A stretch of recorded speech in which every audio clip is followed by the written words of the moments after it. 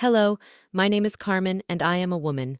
I've been struggling with self-esteem issues since I came into the world, all thanks to my parents, Neil and Jackie, and my perfect older sister, Grace. When it comes to my parents, I want to say that they are wonderful people, but how can you be wonderful if they never acknowledged me when I was growing up? They always wanted me to be more like Grace. As I mentioned before, Grace is the golden child, the one who excels at everything she does and gets praise and approval left and right. It's like she was born to impress. And me? Well, I'm just me and I'm fine with that. But my parents never seemed to be like that. My parents never said it to my face, but I could always tell they were disappointed that I wasn't striving for the same goals as Grace. And who wouldn't be disappointed? It's hard to realize that you're the only one who doesn't reach your parents' level. Some time passed, and we got together for one of those good old family dinners. Where Grace, the golden child, made an announcement that would change everything. She said she was marrying her doctor boyfriend of many years, who was as perfect as she was. I swear it was like watching Barbie and Ken live their best lives in real life, and I was ugly Betty watching it from the nasal sidelines. Of course, my parents broke into applause, so proud of their daughter for achieving what they considered to be the pinnacle of a strong and secure relationship. Mom was looking at the ring and Dad was shaking the hand of Harold, Grace's fiancé, with such enthusiasm. Careful, Dad. He might dislocate his hand from shaking it so enthusiastically. Silly, I'm just so excited. Don't worry, darling, he can't fix it. You're right, he's a doctor. Look at that. I'm just happy to have such a beautiful and talented daughter. Oops, now all that's left is Carmen. She's gonna be tough to beat, honey. Honestly, darling, I wouldn't hold my breath. I'm just joking, Con. Don't get upset, please. Double strike. I just sat there while everyone was gushing and picking out wedding colors, just feeling a little bit out of place. But I'm used to that feeling. Then came the jokes, the comments about how no man could ever handle my so-called tomboyish nature. I brushed them off because, well, that's what I always did. But when it came to the topic of marriage, my parents' expectations were ruthless. They might have been joking, but I can assure you they expected nothing less than a Prince Charming for their daughters, especially after Grace has set the bar so high. Now there was an extra layer of pressure, and it was beginning to weigh on me. Would I ever find someone who could meet my family's lofty expectations? Well, as you may have guessed, the answer to that question is no. I did not find a Prince Charming.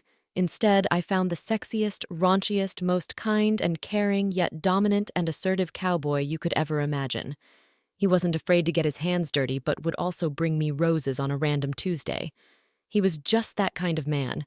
He could make me ugly laugh, and he would always bring me tissues when I would ugly cry at those dumb old rom-coms. He was perfect. His name is Hugh, and is my everything. With him, I felt loved and desirable just the way I was, with no need for pretense or trying to fit into someone else's mold, which was so refreshing. I was absolutely smitten with him.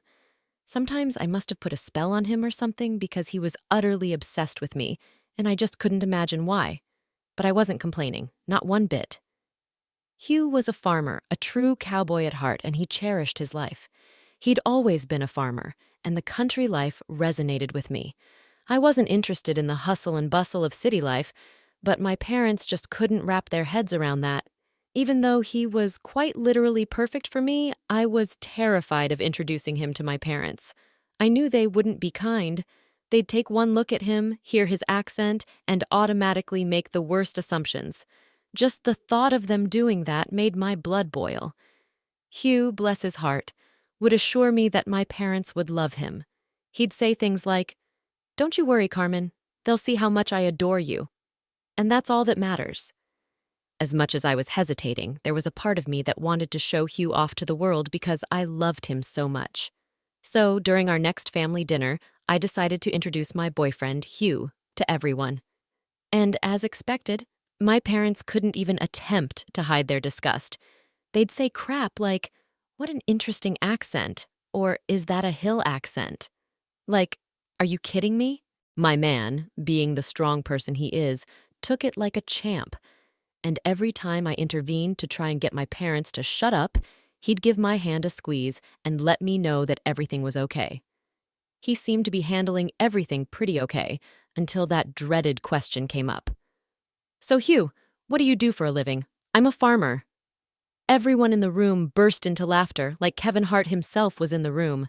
Me and Hugh were just looking at each other like, "Oh boy, good joke, Mom." "Sir, with all due respect, I'm not joking." "What? There's no way you're a farmer, Jackie." "Obviously he's pulling your leg, Mom." "Dad, he's not joking. He's a farmer, and I'm happy with that. He's happy. We're really happy together. And we were even thinking of getting married." At that moment, I saw something in my parents shift, and I was transported back to being a 3-year-old getting in trouble for stealing candy from the drawers. "Well, that's just fantastic, sir. Don't talk to me, Dad." "Carmen, how could you do this to us? Do you want us to become a laughingstock? Are you two being serious right now? You do realize it's 2023, right? Listen, no daughter of mine is going to marry some redneck hillbilly." "Well then, maybe I shouldn't be your daughter, Carmen." "How could you say that?" "Oh, don't act so innocent, Mom. You two have been treating me like less than ever since I was born. And now that you learn I might be happy for the first time in my miserable life, you treat me like this? You treat the person I love like this?" "Come on, Hugh, I love him. I know it's hard for you guys to wrap your heads around that. But if any of you ever, at any point in your lives, had even an ounce of care for me, you'll see that this is the best decision I could have ever made in my life. And I would like it if the two of you, as my parents, would accept that. Accept that I am me, and I am always going to be me, and that I am in love with this man." The dramatics. "Carmen, we're not listening to us. You can't seriously consider marrying him. It seems like we came here in vain. Babe, let's go. But before I do, I'd like to extend the olive branch one more time. I'm choosing Hugh every single time, and I want you to be there when we get married. Will you come?" I looked at everyone in the room, and they were all shifting uncomfortably in their seats. That's what I felt as me and Hugh drove back to the countryside after that awful excuse of a family bonding dinner, feeling so relieved. We knew that we belonged in the countryside among the open fields and endless skies, and it wasn't up to anyone else to decide that for us. A few months later, after Hugh proposed to me under the night sky, I had sent out wedding invitations to my family, as one does. I was hoping that perhaps the time and the distance apart would allow my parents to cool down and use their brain cells. But alas, I was wrong. The RSVPs never came. Stupidly enough, I thought that perhaps they didn't get the letters in the mail because, in my mind, there was simply no way that they would opt to miss their daughter's wedding. But when I called my parents, all they would do is decline my calls and leave my messages on read. I was so hurt, you all. I couldn't understand why they hated me so much. I was left feeling helpless, angry, and constantly in tears. And my husband, ever the smart one day sat me down when I was moping and told me, "Carmen, it's time to consider cutting emotional ties with your parents. I see you every day and you look miserable. I'm so sorry that your parents treat you like crap. If only they could see what I could see, they'd beat themselves silly for realizing all the harm they've done to you. You deserve to be happy. Screw what Neil thinks. Screw what Grace thinks. Screw what Jackie thinks. Hell, screw what you think. I know that you deserve to be happy. And I'm ready to dedicate the rest of my life to proving that to you, even if you don't believe it for yourself. You're the best goddamn thing that ever happened to me. And I can't bear to see you waste your tears on people who are so miserable themselves." I began to realize that Hugh was right, as always. I chose this life because it made me happy, and I let those energy vampires toy with my emotions and make me forget what all this was for. I did this for me, for you, for us. I wanted the life that we were building together, and I owed it to myself to see it through and not be held back by my awful parents, their stupid expectations. On the day of my wedding, my parents and other family members were nowhere to be found. The only family present was Hugh's mother, Rue, a kind and loving woman who had accepted me with wide open arms. Even though it was all quite a bit sad that they didn't even show up for my wedding, I accepted that I couldn't control other people's actions. I was responsible only for the life I was creating. Nonetheless, my wedding was like a dream to me. Me and Hugh made sure that I was smiling every second. So that's a win in my books. After marrying Hugh, we combined our resources to purchase a large piece of land in the countryside. where we could live off the land and raise our future family in the peaceful environment we both cherished. I had learned to choose happiness and accept the family that loved and supported me. A few months passed after the wedding, and my parents wouldn't stop bombarding me with messages suggesting that it wasn't too late for an annulment or even a divorce, if it came down to it. It's funny how they were so unavailable for their daughter's wedding, but now they have all the time in the world to text me about a divorce. Some people in this life are truly evil, and there's nothing you can do about it. Their persistent prying and lack of support left me with no choice but to block them. I had decided that I wanted nothing more to do with my parents, who had shown time and time again that they didn't care about my happiness at all. Hugh was proud of me for choosing myself. Our bond only grew stronger, and I cherished him even more. We poured our hearts and efforts into improving our farm. With Hugh's background in farming, it didn't take long before it became a tremendous success. We started supplying local grocery shops and even some high-end chains with high-quality produce, dairy, honey, and meat. Our farm was on the rise, and we couldn't have been happier. Then came the news that I was pregnant. After our second anniversary, our hearts were filled with joy as we looked forward to growing our family. Life was sweeter than ever, and my love for Hugh and our growing family was unwavering. I no longer dwelled on my awful parents. I had healed from all the emotional baggage they had dumped on me and was now living a life full of happiness and love. We were sitting around the bonfire one beautiful and starry night when Rue leaned in and said, "Carmen, I'm so sorry to bring this up, and you don't have to answer if you don't want to, but have you heard from your parents lately? There's a reason why I'm asking." I took a moment before replying. I had blocked them a while ago. I honestly have no idea what's going on with them, and I don't care to find out. Why are you asking? Rue's face turned kind of pale and said, "You know, Carmen, I overheard people talking at the market today. They were discussing a high-rise doctor who's getting sued by his in-laws for medical malpractice on his father-in-law. It's become quite the town's gossip." Hugh and I shared a confused look. People all over town are talking about how conflicted the doctor's wife is, not knowing whether she should stay with him or leave, and the in-laws are furious with her because she chooses to stand by her husband. So now she's estranged from her parents. It sounds really messy. The story was intriguing, but I refused to believe it was about my parents. I thought it had to be a completely different family, as my parents couldn't possibly end up in such a predicament. Not the perfect golden child being disgraced. Surely hell would have frozen over first. Hugh and I decided to brush off the story Rue had told us, chalking it up to mere local gossip. Our life was so full, our farm flourishing, and with a baby on the way, we had little time to dwell on such matters. A couple of months later, we found ourselves at the farm, participating in a massive interview with the local news station about our success story. I was unmistakably pregnant, which added to the buzz of it all.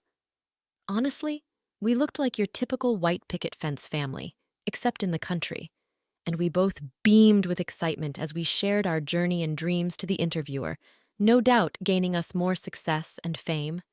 The interview was successful, but long and exhausting. I obviously couldn't stand for extended periods, so we wrapped it up earlier than planned. As we drove back to our massive ranch house, we noticed a familiar car in the driveway. My heart sank as I realized it was my parents. Connor, what the hell are they doing here?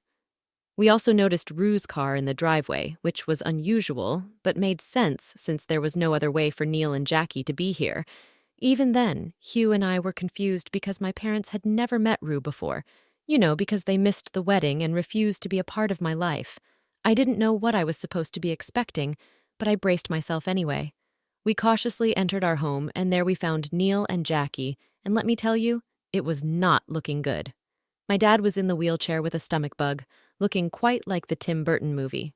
Both of my parents looked exhausted and angry, their faces weary as if they were traveling the desert for 40 days and 40 nights. The situation was confusing, to say the least. As we entered the room, Rue and my parents finally noticed our return. Rue broke the silence, saying, "Ah, you two are back. How did the interview go?" "Neil, Jackie, meet my son and my beautiful daughter-in-law, but I'm sure you don't need an introduction. What's going on?" "Oh, Carmen, my beautiful baby. We missed you so much, and we see what you've done for yourself out here. And you're pregnant? Yes, obviously. Why didn't you tell me? Why on earth would I tell you that? Oh, come on, Carmen. Are you seriously still angry about what happened last time? I'll admit I had my doubts about this arrangement, doubts more like full-blown reservations. Hugh, please. The way we spoke when we last saw each other, I wanted to put that behind us. What the hell are you two doing here? And what the hell happened to Dad? My parents began to tell Hugh and me their side of the story, looking embarrassed as they should.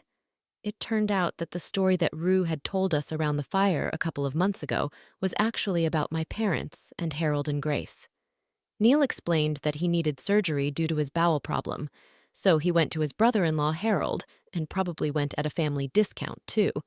However, Harold proved to be pretty careless, according to Neil, and he ended up botching his surgery, leaving him in a wheelchair with a colostomy bag collecting his waste. Yikes! The situation was humiliating, and you could see it had taken a heavy toll on their marriage. Then I asked about Grace, and Neil and Jackie looked even more uncomfortable. They revealed that they weren't really on speaking terms with her at the moment because Grace had chosen to stand by her husband rather than supporting her parents. Hugh then asked how they had contacted Rue. Rue chimed in, explaining that Neil and Jackie thought they could trick her into providing charity service because she ran a small lodge in the countryside, which served as a bed and breakfast. They didn't think that I knew who they were, but I told you I'm far, and I do my research. So while they thought they had the one up on me, I was 3 steps ahead of them. How could you do this to us, lie to us like this? Why didn't you just tell us you knew it was us? You can see we're clearly struggling, and this is how you treat us. Rue couldn't help but express her thoughts, calling Neil and Jackie pathetic for their actions. Jackie started crying, mentioning that they were running low on money to cover their legal fees while trying to sue Harold as well as Neil's medical expenses. Finally, I asked them directly what they wanted from me and why they were here, and a heavy silence filled the air. Neil finally spoke up, saying, "Come on, we've missed you and we need your help. Please." I couldn't believe what I was hearing. I burst into laughter, and they all exchanged confused glances. I took a deep breath and said, "All my life, I've been treated like a second-class citizen in my own home. The people who were supposed to love me only treated me poorly. They treated me like crap when I wanted to marry the love of my life, and now they're crawling back. Karma is real, isn't it?" Neil and Jackie looked taken aback, unsure of what to say next. "Good for them. How could you speak to your parents that way? What is wrong with you? Can't you see that we're struggling here?" That's when Hugh couldn't contain his anger any longer and shouted at them, "You've lost all respect here. You have no right to be on our property, and you have no right to speak to my wife this way. You haven't even apologized for what you've done. You're just expecting me to bend over backwards to help you? I mean, seriously, who does that?" Neil and Jackie seemed genuinely surprised by my response, and their faces fell. "You've been dead to me since my wedding day. I don't want you in my life, and I won't include you in my baby's life either. Get the hell out." Jackie began to cry, saying she wanted to see her grandchild, and this was the worst thing I could do to her. I firmly said no and told them to leave, once again warning them that they'd be escorted out by the sheriff if necessary, and that they would never get a dime from any of us. After some yelling and retaliation, they eventually left our property, rejected and clearly not having achieved what they had hoped for. Must suck to be them. Once Hugh helped Neil into the car, which must have been embarrassing, they drove off, and I couldn't help but feel overwhelmed. It was like a heavy burden had been lifted from my shoulders, and I couldn't help but just sob. These tears were different. They were happy tears because for the first time, I felt truly free from the grip of my awful parents. Hugh and Rue held me, and they told me that everything would be okay, and I knew it would be eventually. Seeing them alone was too much contact for my unborn baby, and I wanted to make sure they never got the chance to harass this family again. A couple of weeks after the incident, I noticed that Neil and Jackie were still trying their luck. They had seen our interview and the success of our farm, and found their way to my social media accounts, where they began harassing me. They claimed it was my duty to help my parents, despite everything they had put me through. The audacity to try and weasel their way back into my life after everything they put me through was something that needed to be stopped. Have they no shame? I blocked and reported them on their accounts, but they persisted and created new accounts to continue harassing me. I was left with no other choice but to seek restraining orders to ensure I'd never have to hear from them again. It was time to protect my own happiness and the life I was building with Hugh and my baby. I knew they were struggling, and that was the sweetest revenge I could ever get from them. The way that I needed them when I was growing up was how they needed me now, and all I did was reciprocate their actions. And clearly, they were mad at that because they thought that they could get away with their neglect and abuse.